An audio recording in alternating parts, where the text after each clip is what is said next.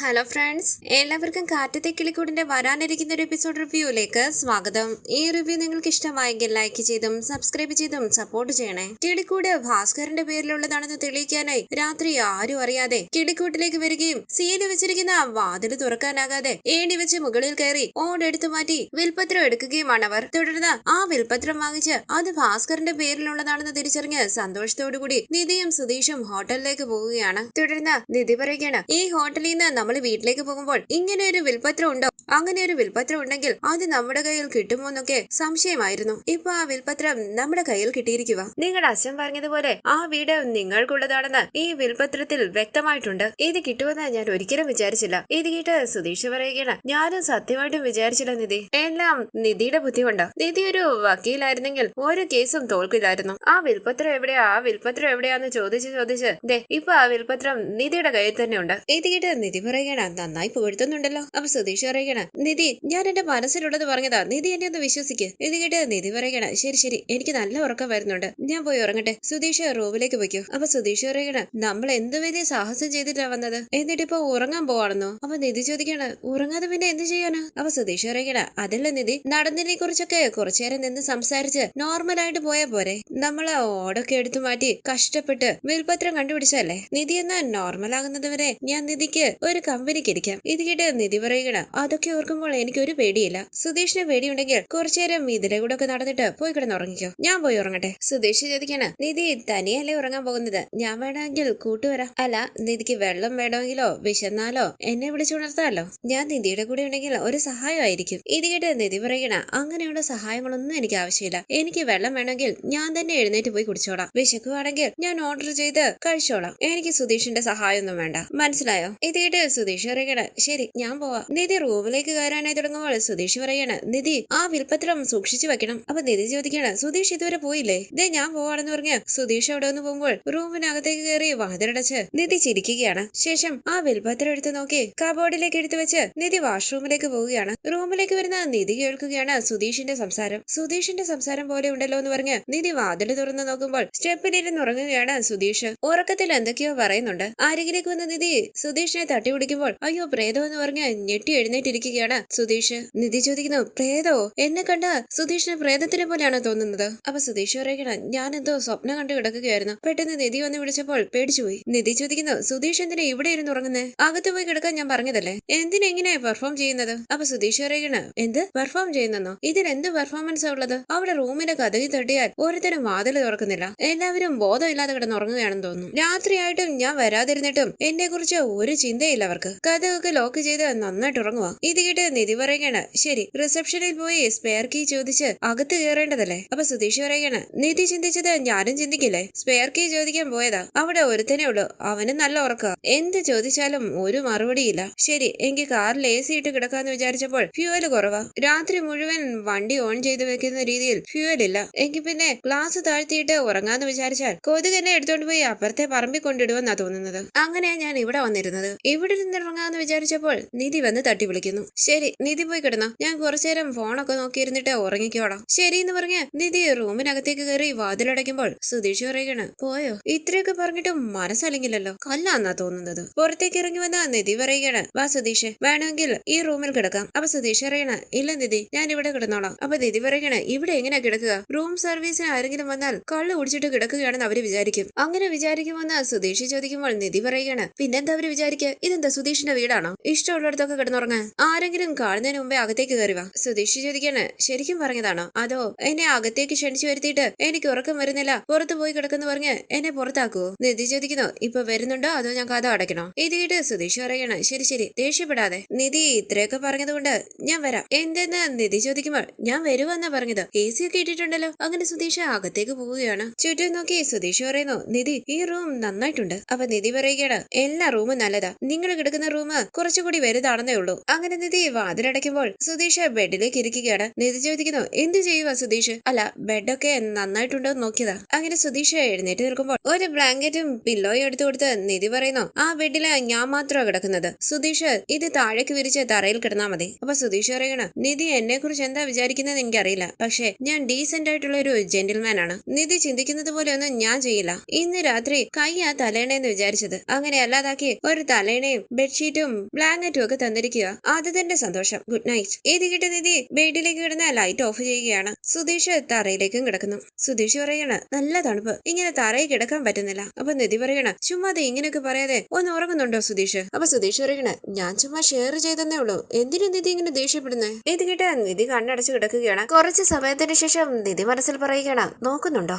നോക്കുന്നത് പോലെ തോന്നുന്നല്ലോ. അങ്ങനെ നിധി തിരിഞ്ഞു നോക്കുമ്പോൾ സുധീഷ് മൊബൈലിൽ റീൽസ് കണ്ടു കിടക്കുകയാണ്. നിധി മനസ്സിൽ പറയുന്നു, ഫോൺ തോണ്ടിക്കൊണ്ടിരിക്കുകയാണോ? പിന്നെന്താ എനിക്ക് ഇങ്ങനെയൊക്കെ തോന്നുന്നേ? ഫോൺ മാറ്റിവെച്ച് നിധിയെ നോക്കുന്ന സുധീഷ് മനസ്സിൽ പറയുന്നു, ഉറങ്ങിയോ? നിധി മനസ്സിൽ പറയുകയാണ്, നോക്കുന്നത് പോലെ ഫീൽ ചെയ്യുന്നുണ്ടല്ലോ. അങ്ങനെ നിധി തിരിഞ്ഞു നോക്കുമ്പോൾ സുധീഷ് തന്നെ നോക്കി കിടക്കുന്നതായി കാണുകയാണ്. അപ്പൊ സുധീഷ് പറയുന്നു, നിധി കുറച്ച് കൂടുന്നുണ്ട്. ഞാൻ നിധി ഒന്നും ചെയ്യില്ല, ഇത് കുറച്ച് കഷ്ടമാണ് കേട്ടോ, ഇങ്ങനെ ഇടയ്ക്കിടയ്ക്ക് നോക്കുന്നത്. ഞാൻ പുറത്തു പോയി കിടന്നോളാം, എനിക്ക് കിടക്കാൻ സ്ഥലം തന്നിട്ട് ഞാൻ നിധിയെ എന്തെങ്കിലും ചെയ്യുമോ എന്ന് പേടിച്ച് ഇങ്ങനെ നോക്കുന്നത് ശരിയല്ല. ഇത് കേട്ട് നിധി പറയുന്നു, ശരി ഇവിടെ തന്നെ കിടന്നോ, സോറി, ചുമ്മാ തിരിഞ്ഞു നോക്കിയതാ, എന്നെ നോക്കില്ല. അങ്ങനെ കണ്ണടച്ചു കിടക്കുന്ന നിധി മനസ്സിൽ പറയുകയാണ്, എന്താണോ എന്റെ മനസ്സ് ഇങ്ങനെയൊക്കെ ചിന്തിക്കുന്നത്? സുധീഷ് മനസ്സിൽ പറയുകയാണ്, കല്യാണം കഴിച്ചുകൊണ്ട് വന്ന ഭാര്യയെ ഒന്ന് കണ്ടുകൊണ്ട് പോലും കിടക്കാൻ പറ്റുന്നില്ല. അങ്ങനെ വിഷമത്തോടുകൂടി സുധീഷും കണ്ണടച്ച് കിടക്കുകയാണ്. തുടർന്ന് രാവിലെ ആലോചിച്ചുകൊണ്ട് അങ്ങോട്ടും ഇങ്ങോട്ടും നടക്കുകയാണ് സുഭാഷ്. ഹരീഷും നികേഷും ഭാസ്കരനും സുഭാഷിനെ ശ്രദ്ധിക്കുന്നു. ഭാസ്കരൻ ചോദിക്കുന്നു, എന്തിനാണ് എന്നെ പിടിച്ചിവിടെ ഇരുത്തിയിരിക്കുന്നത്? സ്വാതന്ത്ര്യത്തോടെ അങ്ങോട്ടും ഇങ്ങോട്ടും നടന്നവനെ ഇങ്ങനെ പിടിച്ചിരുത്തിയിരിക്കുന്നത് എന്തിനാ? അപ്പൊ സുഭാഷ് പറയുകയാണ്, അച്ഛൻ കുറച്ചേരം ഇരിക്ക്, നിധിക്കും സുധീഷിനും അച്ഛനോട് എന്തോ സംസാരിക്കാനുണ്ടെന്ന് പറഞ്ഞു. അപ്പൊ ഭാസ്കരൻ പറയുകയാണ്, എന്ത് സംസാരിക്കാനാ? നിധി എന്നോട് സംസാരിച്ചിരുന്നു, ഞാൻ എനിക്കറിയാവുന്നത് പോലെയൊക്കെ വിൽപത്രത്തെ കുറിച്ച് പറഞ്ഞു. അപ്പൊ ഹരീഷ് പറയുകയാണ്, വിൽപത്രത്തിനെ കുറിച്ച് ചോദിക്കാനൊന്നും അല്ല വരുന്നത്, എന്തോ പറയാനുണ്ടെന്നാ പറഞ്ഞത്. ഈ സമയം വിൽപത്രം പിന്നിൽ പിടിച്ചുകൊണ്ട് നിധി സന്തോഷത്തോടു കൂടി അവിടേക്ക് വരികയാണ്. പിന്നാലെ സുധീഷും വരുന്നു. സുഭാഷ് പറയുന്നു, വാ മോളെ. എല്ലാവരും അവരെ ശ്രദ്ധിക്കുകയാണ്. സുഭാഷ് ചോദിക്കുന്നു, എന്താ മോളെ, രണ്ടുപേരുടെ മുഖത്തും നല്ല സന്തോഷമുണ്ടല്ലോ, എന്തെങ്കിലും നല്ല കാര്യമാണോ? അപ്പൊ നിധി പറയുന്നു, അതെ സുഭാഷ് ഏട്ടാ, നല്ല കാര്യമാ. അപ്പൊ നികേഷ് പറയുകയാണ്, ഏട്ടത്തി ഒരു മിനിറ്റ്, ഇന്നലെ രാത്രി സുധീഷ് ഏട്ടൻ ഈ റൂമിലേക്ക് വന്നില്ലല്ലോ, ഞാൻ സുധീഷേട്ടനെ കണ്ടേയില്ലല്ലോ. അപ്പൊ സുധീഷ് പറയുകയാണ്, ഒരു വീക്ക് വെച്ച് തന്നാറുണ്ടല്ലോ, സ്വന്തം വീട്ടിൽ കിടക്കുമ്പോൾ കഥ കടയ്ക്കാറില്ല, ഇങ്ങനെ ഹോട്ടൽ റൂമിൽ കിടക്കുമ്പോൾ എന്തിനാടാ കഥക് ലോക്ക് ചെയ്തേ? ഒരുത്തൻ ഇതുവരെ വന്നിട്ടില്ല, അവൻ വരുമോ ഇല്ലയോ, അവൻ എന്തു പറ്റി? അങ്ങനെ ആർക്കും ഒരു ടെൻഷനും ഇല്ല. സുഭാഷ് ചോദിക്കുന്നു, എടാ സുധീഷ്, അപ്പൊ രാത്രി നീ ഇവിടെ വന്നല്ലേ കിടന്നത്, നീ എവിടെ പോയത്? ഇത് കേട്ട് സുധീഷ് പറയുന്നു, സുഭാഷ് ഏട്ടാ വെറുപ്പിക്കല്ലേ, ഞാൻ എവിടെ പോയെന്നറിയാൻ വേണ്ടി ഒരു കോളെങ്കിലും ചെയ്തു. അപ്പൊ സുഭാഷ് പറയുകയാണ്, എടാ ഹരീഷ്, അവൻ വരുന്നത് വരെ കഥക് പൂട്ടരുതെന്ന് ഞാൻ പറഞ്ഞതല്ലേ? അപ്പൊ ഹരീഷ് പറയുകയാണ്, സുഭാഷ് ഏട്ടാ, കഥക് വെറുതെ അടച്ചാലേ ലോക്കാകും, ഞാനും നികേഷും കഥക് വെറുതെ അടച്ചിട്ടിരിക്കുവായിരുന്നു. രാവിലെ എഴുന്നേറ്റപ്പോഴാ മനസ്സിലായത് വെറുതെ അടച്ചാലും കഥകിന് ലോക്ക് വീഴാറുണ്ടെന്ന്. അപ്പൊ സുധീഷ് പറയുകയാണ്, ശരി അങ്ങനെ തന്നെ ആയിക്കോട്ടെ, കോളിംഗ് ബെല്ല് എത്ര തവണ അടിച്ചു, അപ്പൊ പോലും നിങ്ങൾ തുറന്നില്ലല്ലോ? നികേഷ് ചോദിക്കുന്നു, ബെല്ലടിച്ചോ? സത്യമായിട്ടും കേട്ടില്ല. ഇത് കേട്ട് നിധി പറയുകയാണ്, മതി, പറയാൻ വന്ന കാര്യം വേണ്ടാന്ന് വെച്ചിട്ട് ഇന്നലെ നടന്ന കാര്യത്തെ കുറിച്ചൊക്കെ എന്തിനാ ഇപ്പൊ പറയുന്നേ? സോറി നിധിന്ന് സുധീഷ് പറയുമ്പോൾ സുഭാഷ് പറയണ, എടാ സുധീഷ്, അപ്പൊ രാത്രി നീ എവിടെ ആയിരുന്നടാ? അപ്പൊ സുധീഷ് പറയണ, നിധിക്ക് എന്റെ അവസ്ഥ കണ്ട് പാവം തോന്നി, നിധിയുടെ റൂമില് ഒരു മൂലയ്ക്ക് കുറച്ച് സ്ഥലം തന്നു. ഇത് കേട്ട് നികേഷ് പതിയെ ഹരീഷിനോട് പറയുകയാണ്, ഹരീഷേട്ടാ, സുധീഷ് ഏട്ടൻ കഥയിൽ തട്ടി കാണില്ല. അപ്പൊ ഭാസ്കരൻ പറയുകയാണ്, മോളെ, മോക്ക് എന്തോ എന്നോട് സംസാരിക്കാനുണ്ടെന്ന് സുഭാഷ് പറഞ്ഞു, രാവിലെ മുതൽ എന്നെ പിടിച്ച് ഇവിടെ ഇരുത്തിയിരിക്കുക. അപ്പൊ സുഭാഷ് പറയുകയാണ്, എന്തോ സന്തോഷമുള്ള കാര്യമാണെന്ന് പറഞ്ഞു, എന്താ മോളെ? അപ്പൊ സുധീഷ് പറയുകയാണ്, അതെ സുഭാഷ് ഏട്ടാ, ഒരു ഹാപ്പി ന്യൂസാ, എന്തായിരിക്കും എന്നാ ഒന്ന് ഗസ് ചെയ്ത് നോക്ക്. അപ്പൊ സുഭാഷ് പറയണ, അതൊന്നും എനിക്ക് അറിയില്ലടാ, നീ തന്നെ പറ. അപ്പൊ സുധീഷ് പറയുന്നു, ഒന്ന് ഗസ് ചെയ്ത് നോക്ക് സുഭാഷ് ഏട്ടാ. സുഭാഷ് ചോദിക്കുന്നു, വീട് ഏതെങ്കിലും കണ്ടുപിടിച്ചോ? അപ്പൊ സുധീഷ് പറയണ, വാടകയ്ക്ക് വീട് അന്വേഷിക്കേണ്ടെന്ന് പറഞ്ഞിട്ടില്ലേ ഞാനും നിധിയും പുറത്തേക്ക് പോയത്, പിന്നെന്താ സുഭാഷ് ഏട്ടൻ ഇപ്പൊ അങ്ങനെയൊക്കെ ചോദിക്കുന്നത്? സുഭാഷ് ഏട്ടൻ റിജക്റ്റഡ്. എടാ നികേഷേ, നീ പറ. അപ്പൊ നികേഷ് ചോദിക്കാണ്, നിങ്ങള് വീടിന്റെ സീല് പൊടിച്ച് അകത്ത് കയറിയോ? ഇത് കേട്ട് സുധീഷ് പറയണ, ഒന്ന് പോടാ, ഞങ്ങൾ അങ്ങനെ ചെയ്തിരുന്നെങ്കിൽ ഇപ്പൊ ഇങ്ങനെ ഒന്ന് സംസാരിക്കാൻ പറ്റുമായിരുന്നു, ഇപ്പം ജയിൽ കമ്പി എണ്ണിക്കൊണ്ട് നിന്നേനെ. അപ്പൊ സുഭാഷ് പറയണ, എടാ നീ തന്നെ പറ. അപ്പൊ സുധീഷ് പറയുന്നു, നിധി ആദ്യം തന്നെ. അങ്ങനെ സുധീഷ് വിൽപത്രം എടുത്ത് കാണിക്കുകയാണ്. എല്ലാവരും സംശയത്തോടുകൂടി അവരെ നോക്കുമ്പോൾ സുഭാഷ് ചോദിക്കുന്നു, എന്താടാ അത്? സുധീഷ് ചോദിക്കുന്നു, ഇനിയും മനസ്സിലായില്ല എന്ന് ഹരീഷ് പറയുമ്പോൾ സുധീഷ് പറയുകയാണ്, എന്ത് കിട്ടിയാൽ നമ്മുടെ വീട് നമുക്ക് തന്നെയാണെന്ന് പറയാൻ പറ്റും,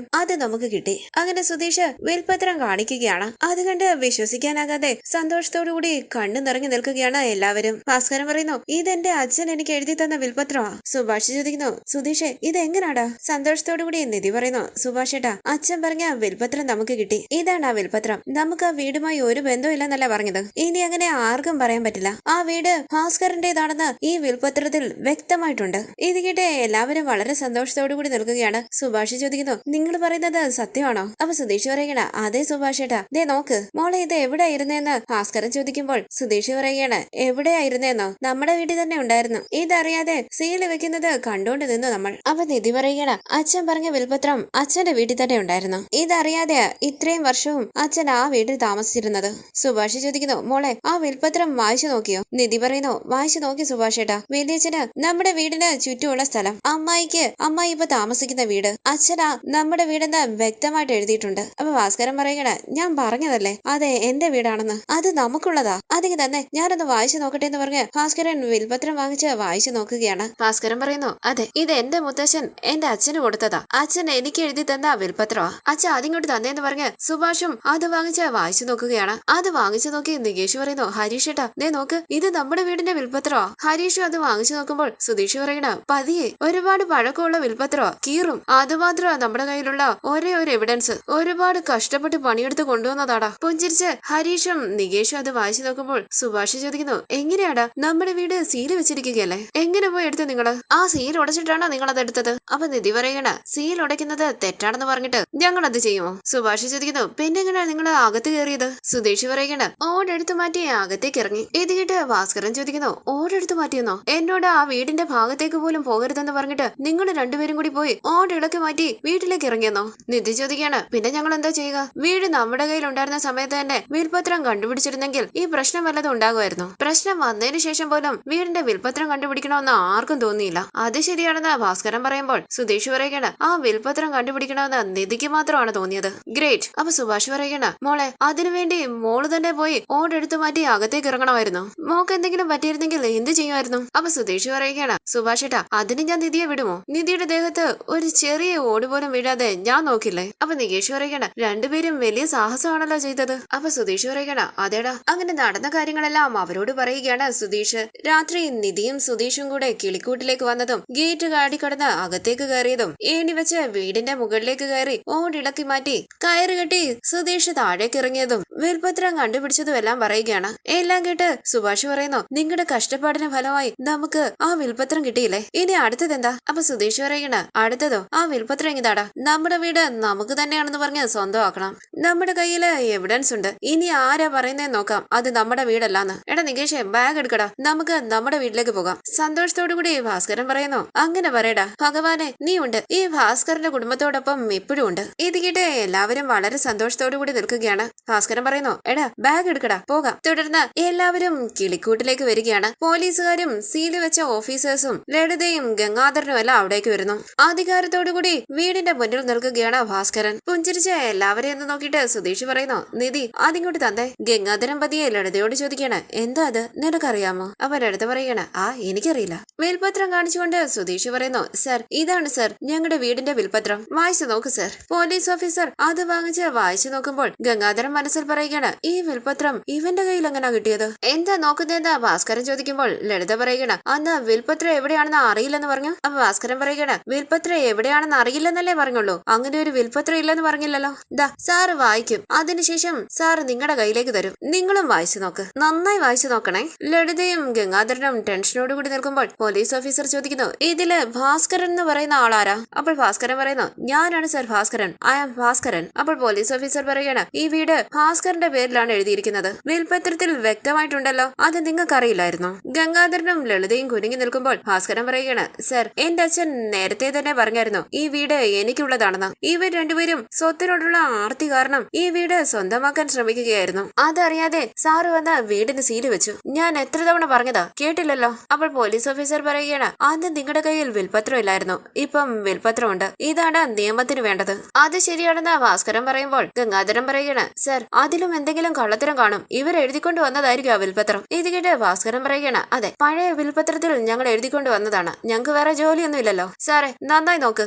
ഓഫീസർമാരെല്ലാവരും ആ വിൽപത്രം പരിശോധിച്ച് നോക്കുകയാണ്. അതിലൊരാൾ പറയുന്നു, ഈ വീട് ഭാസ്കറിന്റെ പേരിലുള്ളത് തന്നെയാ, ഫേക്ക് ഡോക്യുമെന്റ്സ് അല്ല, ഒറിജിനലാ. ഇവരുടെ അച്ഛൻ വിൽപത്രം എഴുതി രജിസ്റ്റർ ചെയ്തിട്ടുണ്ട്, ഇത് വെച്ച് ഈ വീട് ഭാസ്കരന്റെ പേരിലേക്ക് രജിസ്റ്റർ ചെയ്യാം. ഇത് കേട്ട് ഭാസ്കരൻ പറയുകയാണ്, പറഞ്ഞത് കേട്ടല്ലോ, കണ്ടില്ലേ രണ്ടെണ്ണത്തിന്റെ മുഖം, കള്ള ലക്ഷണം. അവൻ എഴുത പറയുകയാണ്, സർ ഇതിനു ശേഷം ഞങ്ങളുടെ അച്ഛൻ വേറെ ഒരു വിൽപത്രം എഴുതിയിട്ടുണ്ട്, ആ വിൽപത്രത്തില് ഈ വീട് ഞങ്ങൾക്കുള്ളതാണെന്ന് എഴുതി വെച്ചിരുന്നത്. പോലീസ് ഓഫീസർ ചോദിക്കുന്നു, വേറെ എഴുതിയിട്ടുണ്ടെന്നോ? അതെവിടെ? എടുത്തോണ്ട് വാ, അതും കൂടി നോക്കട്ടെ. അതെന്ന് പറഞ്ഞ് ലളിത ടെൻഷനോട് കൂടി നിൽക്കുമ്പോൾ ഭാസ്കരൻ ചോദിക്കുന്നു, അതെവിടെ? ലോക്കറി വെച്ചിരിക്കുകയാണോ? ഇങ്ങനെയൊക്കെ ചോദിക്കുമെന്നറിയാതെ കള്ളം പറയുന്നത് കേട്ടില്ലേ? വിൽപത്രം ഉണ്ടെന്ന് പറഞ്ഞാൽ അവരത് ചോദിക്കില്ലേ? ഈ സ്വത്തെല്ലാം എടുത്തോണ്ട് നിങ്ങൾ എങ്ങോട്ട് കൊണ്ടുപോകാനാ? എന്താ ഈ സ്വത്തിനോടുള്ള ആർത്തി? നിങ്ങൾ എന്താ മരിക്കുമ്പോൾ ഇതെല്ലാം എടുത്തോണ്ട് പോകുവോ? നാണോ ഇല്ലേ? സർ ഞങ്ങളുടെ അച്ഛൻ വേറെ വിൽപത്രം ഒന്നും എഴുതിയിട്ടില്ല. അച്ഛൻ വയ്യാതിരുന്നപ്പോഴാണ് ഈ വിൽപത്രം എഴുതിയത്. ഇവരെനിക്ക് ഒന്നും തരില്ല എന്ന് മനസ്സിലാക്കി തന്നെയാ അച്ഛൻ ആ സമയത്ത് ഇങ്ങനെ ഒരു വിൽപത്രം എഴുതിയത്. ആ വിൽപത്രം ഞാൻ എവിടെയോ വെച്ചു. അതെവിടാ വെച്ചെന്ന് എനിക്ക് ഓർമ്മയില്ലായിരുന്നു. അത് മനസ്സിലാക്കിയ ഇവരിങ്ങനെയൊക്കെ ചെയ്തത്. സുഭാഷ് ചോദിക്കുന്നു, സർ ഞങ്ങൾക്ക് വീടിനകത്ത് കയറാലോ? പുഞ്ചിരിച്ച പോലീസ് ഓഫീസർ പറയുന്നു, വീട് നിങ്ങളുടേതാണെന്ന് വിൽപത്രത്തിലുണ്ടല്ലോ, പിന്നെന്താ പ്രശ്നം? നിങ്ങൾക്ക് വീടിനകത്ത് കയറാം. സർ വീട് തുറന്നു കൊടുക്ക്. അപ്പൊ ഭാസ്കരൻ പറയുന്നു, ആ തുറക്ക് സാറേ തുറക്ക്, ഇവരും കൂടി കാണട്ടെ. ഓഫീസർ സീല് മാറ്റി വീട് തുറക്കുകയാണ്. ഇത് കണ്ട് വളരെ സന്തോഷത്തോടു കൂടി നിൽക്കുകയാണ് ഭാസ്കരനും മക്കളും നിധിയും. ഗംഗാധരനും ലളിതയും കുരുങ്ങി നിൽക്കുമ്പോൾ ഭാസ്കരൻ പറയുകയാണ്, എന്റെ സ്ഥലത്ത് നാണമില്ലാതെ നിൽക്കുന്നത് കണ്ടില്ലേ? ദിഗേഷ് പറയുന്നു, അമ്മായി ഇത് ഞങ്ങളുടെ വീടാ. വിൽപത്രം ഭാസ്കരന്റെ കയ്യിലേക്ക് കൊടുത്തുകൊണ്ട് പോലീസ് ഓഫീസർ പറയുന്നു, ഇനിയെങ്കിലും ഇത് സൂക്ഷിച്ചു വെക്കണം. അപ്പൊ ഭാസ്കരൻ പറയുകയാണ്, ഞാൻ സൂക്ഷിച്ചു വെച്ചോളാം സാറേ. അപ്പൊ ശരിയെന്ന് പറഞ്ഞ് പോലീസുകാരും ഓഫീസേഴ്സും എല്ലാം അവിടെ നിന്ന് പോവുകയാണ്. സുഭാഷ് ചോദിക്കുന്നു, വലിയച്ഛ ഞങ്ങൾ ഈ വീട്ടിൽ താമസിക്കുന്നതിന് നിങ്ങൾക്ക് എന്താ പ്രശ്നം? എങ്ങനെയെങ്കിലും കള്ളത്തരത്തിലൂടെയാണെങ്കിലും ഞങ്ങൾ ഈ വീട്ടിൽ നിന്ന് ഓടിക്കണമെന്ന് നിങ്ങൾ ആഗ്രഹിക്കുന്നു. ഞങ്ങൾ നിങ്ങളെ ഒരു രീതിയിലും ശല്യം ചെയ്യാറില്ലല്ലോ. ഞങ്ങൾ ഞങ്ങളുടെ കാര്യം നോക്കി ഈ വീട്ടിൽ കഴിയുകയല്ലേ? നിങ്ങളല്ലേ ഇവിടെ വന്ന് എന്തെങ്കിലുമൊക്കെ പ്രശ്നങ്ങൾ ഉണ്ടാക്കിക്കൊണ്ടിരുന്നത്? ഞങ്ങൾ നിങ്ങൾക്ക് എന്ത് ദ്രോഹമാണ് ചെയ്തത്? ഇത് കേട്ട് ഗംഗാധരൻ പറയുകയാണ്, എടാ സുഭാഷേ, വലിയ നല്ലവനായിട്ടൊന്നും നീ സംസാരിക്കണ്ട. നിങ്ങൾ കാരണം ഞങ്ങൾക്ക് അപമാനമേ ഉണ്ടായിട്ടുള്ളൂ. ഹരീഷ് ചോദിക്കുന്നു, എന്ത് അപമാനം? ഞങ്ങൾ കാരണം നിങ്ങൾക്ക് അനുഭവിക്കേണ്ടാവുന്ന അപമാനം എന്താ? അപ്പൊ സുധീഷ് പറയുകയാണ്, ഹരീഷ് ഇവരെ കുറിച്ച് നിനക്ക് അറിയില്ലേ? ഇവരൊക്കെ രാജപരമ്പരയാ. തലമുറയായിട്ട് പട്ടും വളയും വാങ്ങുന്നവരാ. ഞങ്ങളെ അപമാനിച്ചതിന് കയ്യും കണക്കുമില്ല. അപ്പൊ ഭാസ്കരൻ പറയുകയാണ്, അടുത്തവന്റെ സ്വത്തിനെ ആഗ്രഹിക്കുന്ന നിങ്ങളാണ് നിങ്ങളെ കുറിച്ച് തന്നെ ആലോചിച്ച് വേദനിക്കേണ്ടതും നാണക്കേട് അനുഭവിക്കേണ്ടവരും. നിങ്ങൾ കാരണം ഞങ്ങൾക്ക് അപമാനവും നാണക്കേടും. ഇതിങ്ങളുടെ മുഖം കണ്ടാലേ ആ ദിവസം ശരിയാകില്ല. വാടാ, വലതുകാലി വെച്ച് അകത്തേക്ക് കയറ്. ഇനി ആരെങ്കിലും വന്ന് ഇത് നിങ്ങളുടെ വീടല്ല എന്റെ വീടാണെന്ന് പറഞ്ഞാൽ അടിച്ചിറക്കും ഞാൻ. വാടാ അകത്തേക്ക്. ഇത് കേട്ട് പുച്ഛത്തോടുകൂടി ലളിതയും ഗംഗാധരനെയും നോക്കുകയാണ് നിധിയും സുധീഷും സുഭാഷും. ഭാസ്കരൻ സന്തോഷത്തോടുകൂടി അകത്തേക്ക് കയറി പോകുമ്പോൾ ശരി വലിച്ച അമ്മായി എന്ന് പറഞ്ഞ് നികേഷും ഹരീഷും പിന്നാലെ പോവുകയാണ്. സന്തോഷത്തോടുകൂടി നിധിയും സുഭാഷും അകത്തേക്ക് കയറി പോകുമ്പോൾ നന്നായി കണ്ടോ എന്ന് പറഞ്ഞ് സുധീഷും വലതുകാലി വെച്ച് സന്തോഷത്തോടുകൂടി വീടിനകത്തേക്ക് കയറുകയാണ്. ഗംഗാധരനും ലളിതയും ദേഷ്യത്തോടുകൂടി നിൽക്കുന്നു. ഭാസ്കരൻ സമാധാനത്തോടുകൂടി അവിടേക്കിരുന്ന് ഭഗവാനെ നന്ദിയുണ്ടെന്ന് പറയുമ്പോൾ എല്ലാവരും വളരെ സന്തോഷത്തോടുകൂടി അവിടേക്ക് വന്നിരിക്കുകയാണ്. സുധീഷ് പറയുന്നു, സുഭാഷേട്ടാ ദേ നോക്ക്, കുളിര് കോരുന്നു. ഈ വീട് മിസ് ചെയ്യുമെന്നും ഈ വീട്ടിലേക്ക് തിരിച്ചു വരുമെന്നൊന്നും ഞാൻ വിചാരിച്ചതേ ഇല്ല സുഭാഷേട്ടാ. ഇത് കേട്ട് നികേഷ് പറയുകയാണ്, സുധീഷേട്ടാ കുറച്ച് പിന്നിലേക്കൊന്ന് ആലോചിച്ച് നോക്ക്. ഇതൊക്കെ ഒരു വീടാണോ? ഒരു ദരിദ്രം പിടിച്ച വീടാണിത്. ഈ വീട്ടിൽ നിന്നും പോയാലെങ്കിലും നമ്മുടെ ശാപം തീരുമോന്ന് നോക്കാം. ഇങ്ങനെയൊക്കെ പറഞ്ഞായിരുന്നു. ഇപ്പൊ ഈ വീട് മിസ് ചെയ്തെന്ന് പറയുന്നു. അപ്പൊ സുധീഷ് പറയണ, അന്ന് ആ അവസ്ഥയിൽ എല്ലാവരും നല്ല വിഷമത്തിലായിരുന്നു. ഞാനും അയ്യോ വീട് വിട്ടു പോവുകയാണെന്ന് വിഷമത്തിൽ പറഞ്ഞാൽ നിങ്ങളൊക്കെ എങ്ങനെ ധൈര്യമായിട്ടിരിക്കും? അതാ സമയോചിതമായി ആലോചിച്ച് നിങ്ങളെ സമാധാനിപ്പിക്കാൻ വേണ്ടിയാ ഞാൻ അങ്ങനെയൊക്കെ പറഞ്ഞത്. സത്യമാണോ എന്ന് നികേഷ് ചോദിക്കുമ്പോൾ സത്യമായിട്ടോ എന്ന് പറഞ്ഞ് സുധീഷ് നികേഷിന്റെ തലയിൽ കൈവച്ച് സത്യം ചെയ്യാനായി വരികയാണ്. പിന്നിലേക്ക് മാറിക്കൊണ്ട് നികേഷ് പറയുന്നു, വിശ്വസിച്ച് സുധീഷ് ഏട്ടാ. അപ്പൊ സുധീഷ് പറയണ, ഇപ്പോഴെങ്കിലും വിശ്വസിച്ചല്ലോ. സന്തോഷത്തോടു കൂടി സുഭാഷ് പറയുന്നു, എടാ സുധീഷ്, നമ്മുടെ വീട് നമുക്ക് തന്നെ തിരിച്ചു കിട്ടിയല്ലോ. അത് വിചാരിക്കുമ്പോൾ എനിക്ക് വലിയ സന്തോഷമുണ്ട്. അതെ സുഭാഷ് ഏട്ടാ എന്ന് പറഞ്ഞ് സുധീഷ് സന്തോഷത്തോടു കൂടി നിൽക്കുമ്പോൾ സുഭാഷ് പറയുകയാണ്, മോളെ നിധി, നിങ്ങൾ രണ്ടുപേരും ഇല്ലായിരുന്നെങ്കിൽ നമ്മൾ നമ്മുടെ വീട്ടിലേക്ക് തിരിച്ചു വരുമോ എന്ന് പോലും അറിയില്ലായിരുന്നു. നിങ്ങളോട് രണ്ടുപേരോടുമായി എനിക്ക് നന്ദി പറയാനുള്ളത്. ഇത് കേട്ട് നിധി ചോദിക്കണ, സുഭാഷ് ഏട്ടാ എന്താ ഇത്? അപ്പൊ ഹരീഷ് പറയണ, സുഭാഷ് ഏട്ടാ ഇനി ഈ വീട്ടിൽ ആണി അടിക്കുന്നത് മുതൽ വേറെ എന്ത് ജോലി ചെയ്താലും ഇവിടെ ആരും വന്ന് ചോദിക്കില്ല. ആരോടും ഉത്തരം പറയുകയും വേണ്ട. ഇത് നമ്മുടെ വീടാ. സന്തോഷത്തോടു കൂടി സുധീഷ് പറയുന്നു, അതെ സുഭാഷ് ഏട്ടാ ഇനി ഇത് നമ്മുടെ വീടാ. അങ്ങനെ സുഭാഷും സുധീഷും ഹരീഷും നികേഷും കയ്യിൽ പിടിച്ച് ചേർന്ന് നിൽക്കുമ്പോൾ നികേഷ് വിസിലടിക്കുകയാണ്. വളരെ സന്തോഷത്തോടുകൂടി അവരെ തന്നെ നോക്കി നിൽക്കുകയാണ് നിധിയും ഭാസ്കരനും. തുടർന്ന് നിധിയുടെ റൂമിന്റെ ജനല് ശരിയാക്കുകയാണ് സുഭാഷ്. എല്ലാവരും ചുറ്റും നിൽക്കുന്നു. കാറിന്റെ അരികിലേക്ക് വന്ന് മറിഞ്ഞു നിന്ന് അവരെ നോക്കുകയാണ് ഗംഗാധരൻ. ഇങ്ങോട്ടേക്ക് തിരിയുന്ന നികേഷ് ഗംഗാധരനെ കണ്ട് ഒന്ന് ആലോചിച്ചിട്ട് പറയുന്നു, സുഭാഷ് ഏട്ടാ ദേ അങ്ങോട്ട് നോക്ക്. ഭാസ്കരൻ ചോദിക്കുന്നു, ആരാ അത്? എല്ലാവരും തന്നെ കണ്ടു എന്ന് മനസ്സിലാക്കി ഗംഗാധരൻ അവിടെ നിന്ന് ഓടിപ്പോകാനായി തുടങ്ങുമ്പോൾ സുധീഷ് ചിരിക്കുകയാണ്. പിന്നാലെ വരുന്ന ഭാസ്കരൻ പറയുന്നു, എടാ അവിടെ നിക്ക് ചേട്ടൻ എന്തിനാ ഇങ്ങനെ ഒടുങ്ങി നിന്ന് നോക്കുന്നത്? നേരെ അങ്ങോട്ട് വന്ന് നോക്കേണ്ടതായിരുന്നല്ലോ. ദേ നോക്ക്, കുറച്ചു നാളിനുള്ളിൽ ഈ വീട് ഇടിച്ചു കളഞ്ഞിട്ട് ഒരു വലിയ ബംഗ്ലാവ് പണിയാൻ പോകുക, പാലസ്. അപ്പൊ സുധീഷ് പറയണ, സുഭാഷ് ഏട്ടാ ഈ വീട് മൊത്തമായിട്ട് മാറ്റണം. ഈ നാട് തന്നെ നമ്മുടെ വീട്ടിലേക്ക് നോക്കി കണ്ണു തള്ളി നിൽക്കണം. ആ രീതിയിൽ മാറ്റിയെടുക്കണം. ഇത് കേട്ട് സുഭാഷ് പറയണ, അങ്ങനെ ചെയ്യാടാ. അപ്പൊ ഹരീഷ് പറയുന്നു, സുഭാഷ് ഏട്ടാ ഇനി എന്ത് വേണമെങ്കിലും ചെയ്യാം. ആര് ചോദിക്കാൻ വരാനാ? ആർക്ക് ചോദിക്കാൻ പറ്റും? അപ്പൊ ഭാസ്കരൻ പറയുകയാണ്, അങ്ങനെ പറയടാ. ദേ ഇവിടെ കുറച്ചു നാളിനുള്ളിൽ ഒരു വലിയ പാലസ് പണിയും. ദേ അങ്ങോട്ട് നോക്കിക്കേ, അവിടെ ഒരു സ്വിമ്മിംഗ് പൂളും. അപ്പൊ ഗംഗാധരൻ പറയുകയാണ്, വീട് മാത്രമേ ഉള്ളൂ നിനക്ക്, ആ സ്ഥലം എന്റേതാ. അവിടെ കൈ വെച്ചാൽ. അപ്പൊ ഭാസ്കരൻ പറയുകയാണ്, കൈയല്ല എന്റെ കാലാ വെക്കാൻ പോകുന്നത്. നീ എന്ത് ചെയ്യും? ഇത് കേട്ട് ഗംഗാധരൻ പറയുകയാണ്, എനിക്ക് ഒരു സമയം വരും, അപ്പൊ കണ്ടോളാം നിന്നെ. അങ്ങനെ ഗംഗാധരൻ അവിടെ വന്ന് പോകാനായി തുടങ്ങുമ്പോൾ കയ്യിൽ കയറി പിടിച്ച് ഭാസ്കരൻ പറയുകയാണ്, ചേട്ടാ ചേട്ടനെ അങ്ങനെ വിടാൻ പറ്റുമോ? എടാ പാട്ടിടടാ. നികേഷ് ഫോണിൽ പാട്ട് വെക്കുമ്പോൾ ഗംഗാധരനെ നടുക്കോട്ട് നിർത്തി ഗംഗാധരന്റെ ചുറ്റും ഡാൻസ് ചെയ്യുകയാണ് സുധീഷും ഭാസ്കരനും നികേഷും ഹരീഷും. ഇത് കണ്ട് ചിരിക്കുകയാണ് സുഭാഷും നിധിയും. തുടർന്ന് നികേഷ് പറയുന്നു, വെളിച്ച ഇതിനി ഞങ്ങളുടെ വീടാ, ഞങ്ങളുടെ 4 പേരുടെ പേരും ഈ വീടിന്റെ മുന്നിൽ ബോർഡ് വെക്കാൻ പോകുക. എന്ത് ചെയ്യും? അപ്പൊ സുധീഷ് പറയണ, ഈ വീട് ഇത്ര നല്ലതാണെന്ന് ഞങ്ങൾ പോലും അറിഞ്ഞില്ല. ഈ വീടിന്റെ വില ഞങ്ങൾക്ക് മനസ്സിലാക്കി തന്നതിന് ഒരുപാട് നന്ദിയുണ്ട്. വലിയച്ഛൻ ഒരു വലിയ മനുഷ്യനാ. ഒന്ന് പോടാന്ന് പറഞ്ഞ് ഗംഗാധരൻ അവിടെ നിന്ന് ഓടി പോവുകയാണ്. ഭാസ്കരൻ പറയുന്നു, ചേട്ടനും പെങ്ങളും ഇനി ഈ ഭാഗത്തേക്ക് വന്നാൽ അടിച്ചിറക്കും ഞാൻ. തിരിഞ്ഞെന്ന് ഗംഗാധരൻ പറയുകയാണ്, ആ ലളിതയൊന്ന് കണ്ടോട്ടെ, നിങ്ങൾക്കിട്ട് ഞാൻ വെച്ചിട്ടുണ്ട്, തിരിച്ചു വരുമെന്ന് പറഞ്ഞ് ഗംഗാധരൻ അവിടെ നിന്ന് പോകുമ്പോൾ ഭാസ്കരൻ പറയണ, ഒന്ന് പോടാ. അങ്ങനെ ഭാസ്കരൻ അകത്തേക്ക് പോകുമ്പോൾ നിധി പറയണ, ഇത് കുറച്ച് ഓവർ ആകുന്നുണ്ട്. ഡാൻസ് ചെയ്തോണ്ട് നിൽക്കുന്ന സുധീഷ് പറയണ, നിക്കാൻ പറ്റുന്നില്ല, സന്തോഷം കൊണ്ട് തുള്ളിച്ചാടുക. അപ്പൊ ഹരീഷ് പറയണ, ഇപ്പൊ നിക്കും, നികേഷേ ഓഫ് ചെയ്യും. നികേഷ് പാട്ട് ഓഫ് ചെയ്യുമ്പോൾ സുധീഷിന്റെ ഡാൻസ് നിൽക്കുകയാണ്. സുധീഷ് പറയുന്നു, നമുക്കിന്ന് ഈ വീട്ടില് വേണ്ടാത്ത സാധനങ്ങളെല്ലാം എടുത്തു കളഞ്ഞ് ഈ വീടിനെ ഒരു അരമനയാക്കണം. ഇത് കേട്ട് നിധി പറയുകയാണ്, അത് നല്ല കാര്യമാണ്, നമുക്ക് അങ്ങനെ തന്നെ ചെയ്യാം. അങ്ങനെ എല്ലാവരെയും കൂട്ടി നിധി സന്തോഷത്തോടു കൂടി അകത്തേക്ക് പോവുകയാണ്. ഈ സീരിയലിന്റെ കൂടുതൽ വീഡിയോസിനായി ചാനൽ സബ്സ്ക്രൈബ് ചെയ്ത് സപ്പോർട്ട് ചെയ്യണേ. താങ്ക്